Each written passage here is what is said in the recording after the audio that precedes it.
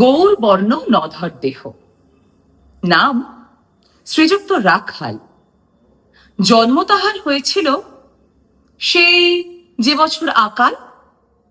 গুরুমশাই বলেন তারে, বুদ্ধি জেনে একেবারে দ্বিতীয় ভাগ করতে সারা 6 মাস ধরে নাকাল।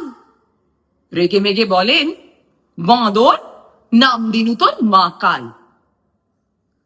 নামটা শুনে ভাবলে প্রথম বাঁকিয়ে যুগল ভুরু, তারপর সে বাড়ি এসে নৃত্য করলে শুরু।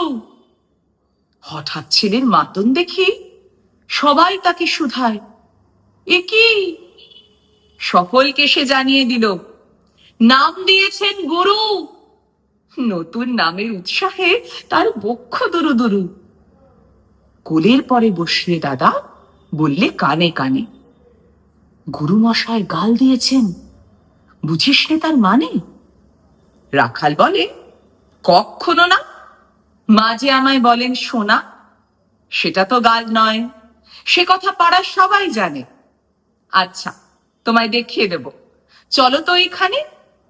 টেনে নিয়ে গেল তাকে পুকুর পাড়ের কাছে। বেড়ার পরে লতায় যেথা মা কাল ফলে আছে।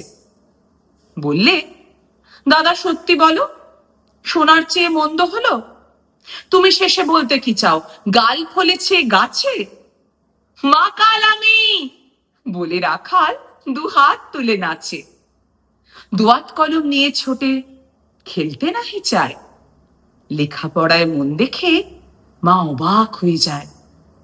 খাবার বেলায় অবশেষে দেখে ছেলের কাণ্ড এসে, মেঝের পরে ঝুঁকে পড়ে খাতার পাতাটায় লাইন টেনে লিখছে শুধু, মা কাল চন্দ্র রায়।